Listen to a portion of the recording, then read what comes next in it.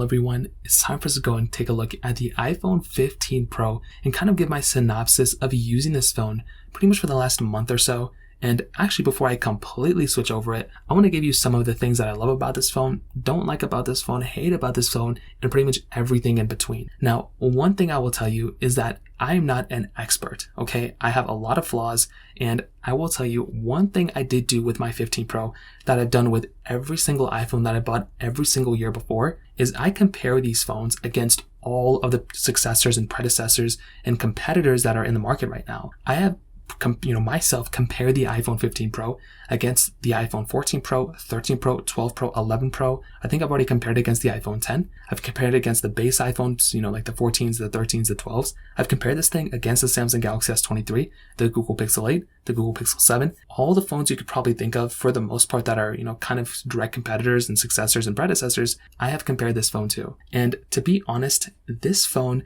is probably one of the smaller upgrades in the whole entire iPhone 15 landscape. I feel like the 15 Pro, although it was a pretty good upgrade coming from the 14 Pro, it wasn't as big of an upgrade as the 15 was to the 14, the 15 Plus was to the 14 Plus, or even the 15 Pro Max was against the 14 Pro Max. So when it comes down to it, that is a very interesting thing. I still think it's a great phone. It's one of the best iPhones Apple ever made, but it's weird that this year, the Pro model wasn't that big of an upgrade when last year the Pro model was one of the biggest upgrades we've seen on an iPhone. So kind of a big thing to keep in mind. Now, if you want to buy this iPhone or some other iPhones I would recommend buying this year, links will be down in the description. You can get them from there and you can help support the channel at the same time. Now, starting off with the outside of the iPhone 15 Pro, this is a device that I think is a very, very solid option for a lot of people. It's a good iPhone. It's almost a perfect iPhone.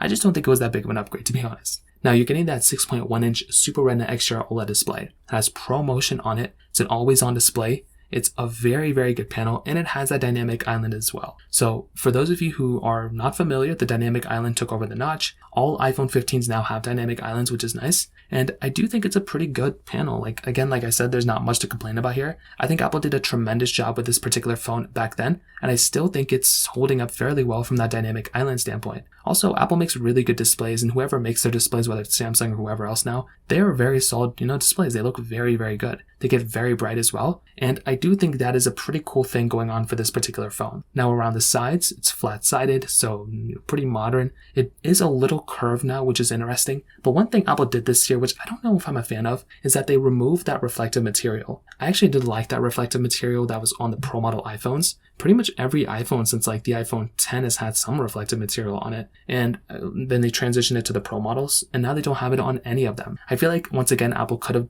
kept this. I feel like maybe it's cheaper to do it this way. But now when I hold the 15 Pro and I hold the 15, there's even less similarities. There's even more similarities now, which is honestly kind of funny. The biggest change though this year, I think most people know, is that USB-C port. Having USB-C on your iPhone right in your hands is quite a feat of technology. I think they're a little too late, but this is where things kind of get a little complicated. All the iPhone 15s have USB-C, so I don't think you have to go for the 15 Pro if you want that big massive change. You can go for the 15s and still have that big change as well. But the other thing is, there's not really an advantage of the 15 Pro's USB-C port over the iPhone 15s. I think you have the ability of outputting something on a monitor a little bit more thoroughly or whatever. It's not even Thunderbolt. I feel like Apple could have taken more advantage of that USB-C port. I look at Android phones, like I've said before, and I feel like there's a little bit more advantage there. Things like Samsung DeX, that is an amazing feature. It's been there on every Samsung phone since the Galaxy S8. I feel like Apple could do something very similar. They don't have to put in full macOS, but give us a different experience when we're plugging in our device to a USB-C port.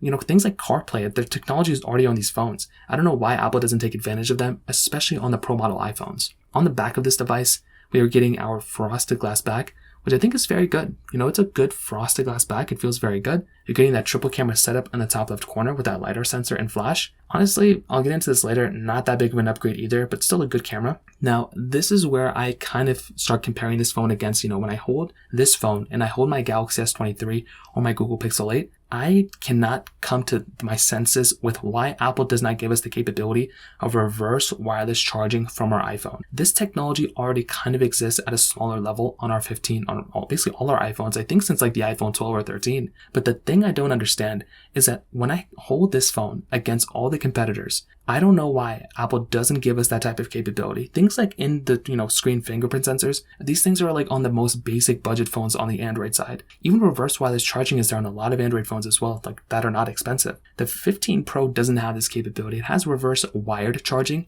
but I have been in so many situations where I would love to be able to reverse wirelessly charge my phone from my iPhone 15 or, charge other devices without having to go ahead and lug a different wire around. And I feel like there needs to be some improvement here. Until then, these Pro model iPhones, I feel like, are just not that big of an upgrade coming from the, base model iPhones. And I feel like Apple needs to do that if they want to go ahead and swing more people to, pick up these ones, because I don't know if they can just go ahead and just keep saying, oh, this phone has iMessage and FaceTime, keep this phone. I don't think that's good enough anymore. I feel like people are kind of, starting to wake up, and they're probably not upgrading their phone as often. I think a lot of sales numbers show that people are keeping their phones now longer than ever. So I think Apple's now trying to find ways to make more money from people who are already holding on to their iPhones. But I think that's another thing there. Now, those are my gripes on the outside. There's a lot of good stuff going on with this iPhone as well. So I just want to get that out of the way. I think the performance of this phone is going to be very solid. It's still a little shaky now, but from what I saw with the demonstration Apple has put in, but also with all the things that I've tested with this phone, it has held up very well against all the other competitors.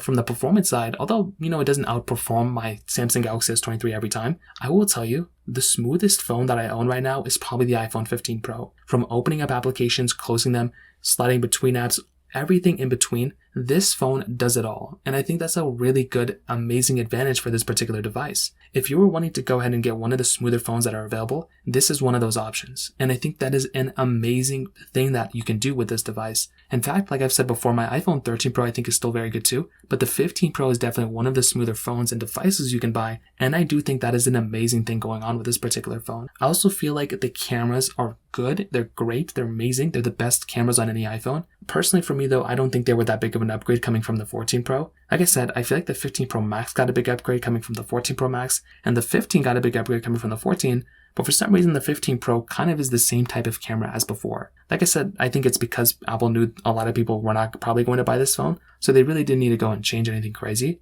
I also have another little small gripe. I feel like the colors this year, really for all the iPhones, could have been improved a little bit.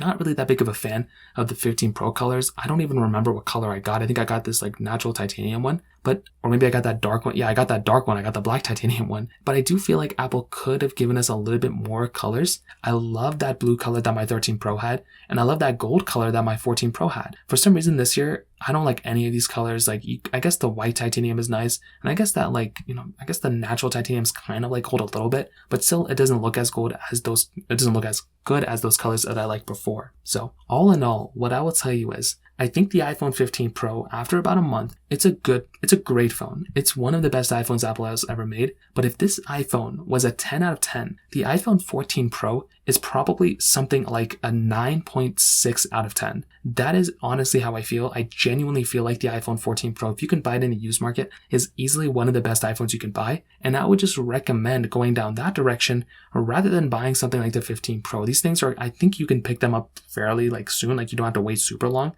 As we get closer to the holidays, I'm sure that's going to change. But that is easily one of the things that I keep thinking about, is that the 14 Pro is that much better of a device coming from the 15 Pro, in some ways, in terms of value per dollar. So that is kind of how I feel. I would love to hear your thoughts about this. I know this video is kind of just, kind of bashing on the 15 Pro, but I kind of wanted to get my thoughts out there sooner than later. So that pretty much covers it up. If you have any other thoughts or questions, let me know in the comment section below. Hit the like button, that'll mean so much, but definitely hit that subscribe button. More importantly than everything else, I love every single one of you guys. Hopefully I'll catch you guys in the next video. Peace out till then.